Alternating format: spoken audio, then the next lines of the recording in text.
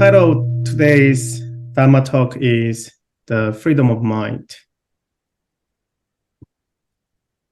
I believe we all aspire to achieve the freedom of mind, which is the primary reason why we are practicing at this moment.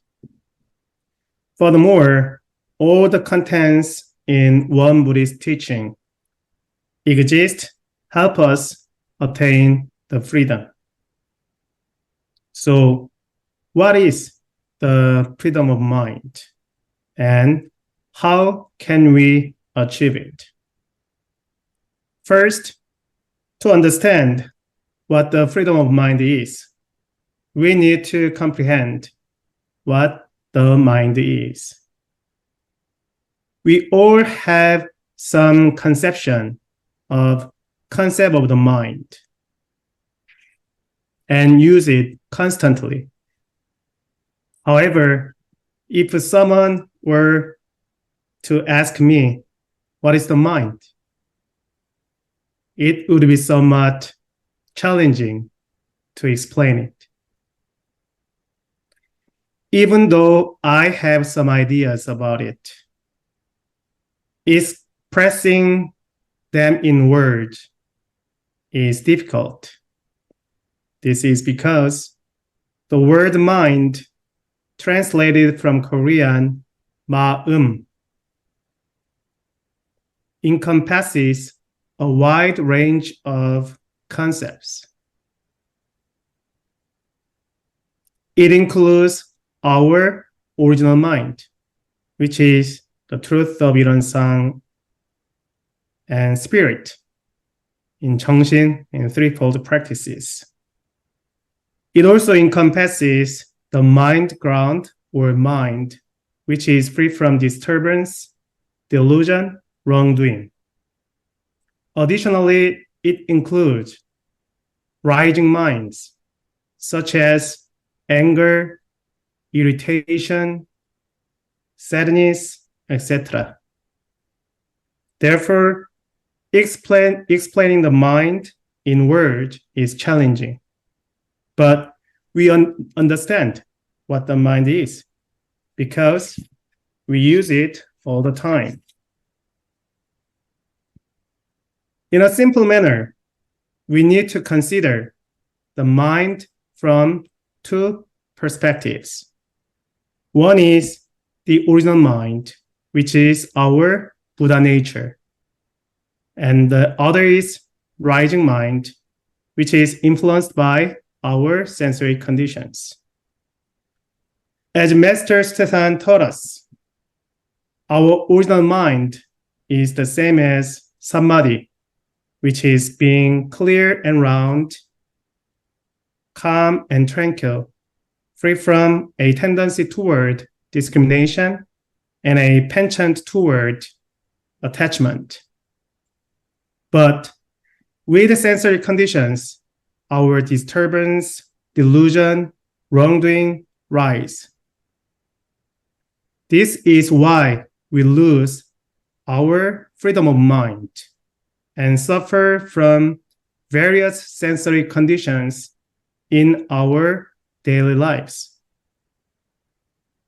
Then, is the rising mind inherently wrong or bad?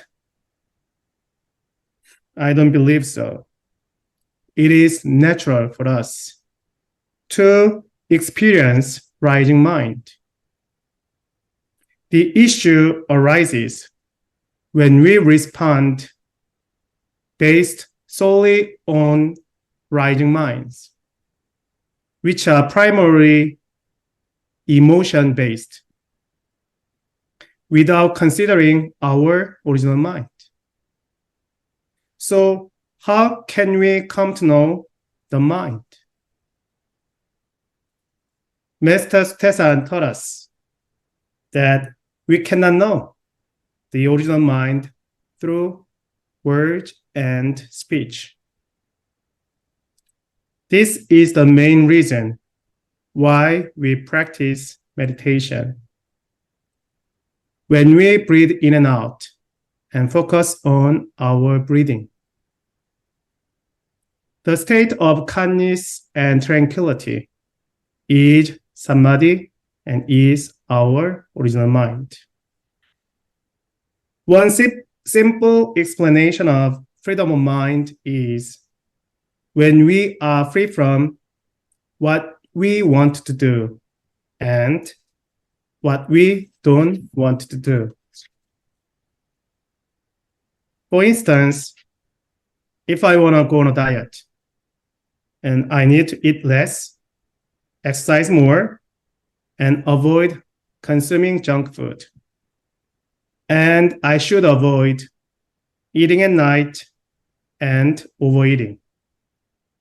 However, despite my desire to go on a diet and my knowledge of what needs to be done, I often find myself returning to my old habit and failing to achieve my predetermined goal.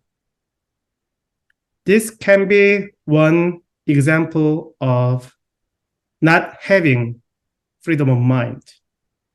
Because even though I made up my mind to go on a diet, but by my own karma, I couldn't do it. So what can we do to achieve freedom of mind? I think there are many ways, but today I would like to introduce just two of them. First is meditation. When we practice meditation, we can experience living in the present moment, free from attachment to the past or future. Meditation is similar to clearing the clutter from our minds. Let me share a personal meditation experience. When I was younger, I used to detest rainy days without knowing the reason why. I felt uncomfortable and irritated whenever it rained. This changed when I entered Wongang University as a minister in training. One day in my first year, during morning meditation, it started raining outside. And I was focusing on my breathing. All of a sudden, I realized why I had such an aversion to rainy days. It tracked back to when I was 7 years old. I had a close neighborhood who was similar in my mother's age. Since my mother worked all day, I often stayed home alone. Sometimes I didn't wash my hands and face and just played outside with my friends. And whenever she saw me with that state, she would remind me, go your home and wash your hands or your face first. However, one day after school, when I was about to enter my home, apartment, third floor, it was different from other days. Many police cars were outside, and there was a police light in front of my home. And I still vividly remember the odor at the time. It was a crime scene, and I heard from my parents that the next door lady was murdered by a bookseller. As a young boy, I was terrified. After that day, I couldn't stay at home alone and always played outside until my mother returned from work. However, the problem is on rainy days, I couldn't find anyone to play with, as my friends stayed indoors. So I would sit on the stairs for hours until my mother came home. As more experience related to rain accumulated, so did my aversion to rainy days in my subconsciousness. These realizations never occurred to me before that meditation, and I simply thought I was someone who disliked rainy days. However, during the meditation, I understood the root cause of my aversion. And from that point, rainy days no longer bothered me. In fact, I began to enjoy rainy days, especially in military service. Military service, if it rained, then it's kind of holiday. You don't train and you don't work. So I was able to live in England for 1 year. So meditation played a critical role in clearing my trauma related to rain. So meditation helped me overcome my aversion to rain. Second is mindfulness practice, especially with self-checking. Mindfulness practice helps us break bad habits and build good ones. I have personally established many good habits and overcome several bad habits through this mindfulness practice. And it significantly changed my life. Let me share an example of breaking a bad habit. I used to take naps on my desk in school or in the library all the time. Initially, it was for 10 minutes and 15 minutes, but it gradually extended to hours. It was not because I slept less at night or I didn't have sound sleep. It was just habit. Whenever I go to school or library where there was a desk, I had to sleep first and then study. The habit stemmed from when I was 14 years old, 1995, in middle school, when a teacher, ironically, the teacher was ethics teacher, but the teacher asked us to nap with our heads down on the desk. I didn't want to, but the teacher enforced it, threatening to hit us with a stick if we raised our heads. That marked the beginning of my bad habit, which persisted until 2013.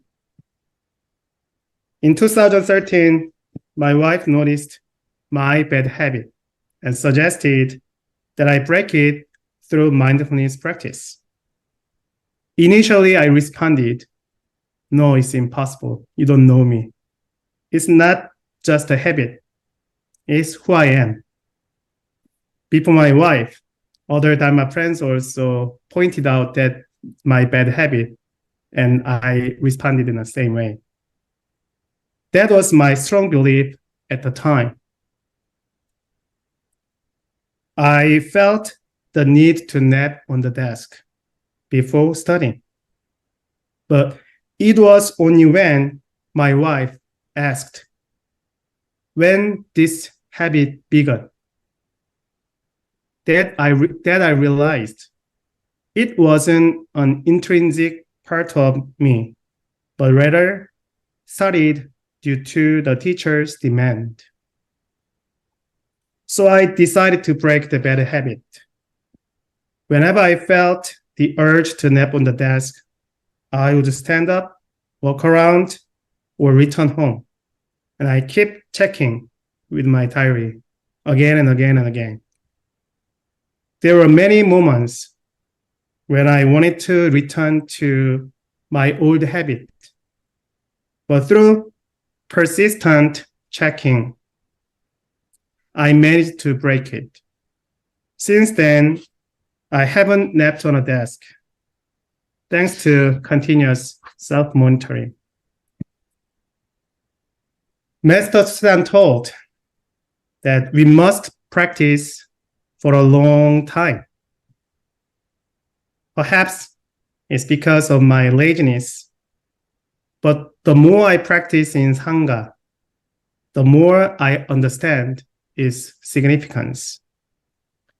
Breaking even a small habit is not easy. However, when we successfully break habits we want to change, our lives undergo profound transformation. I feel my mind becoming lighter with each accumulation of such practices. Freedom of mind isn't distant. It's not something we strive to achieve at a specific moment.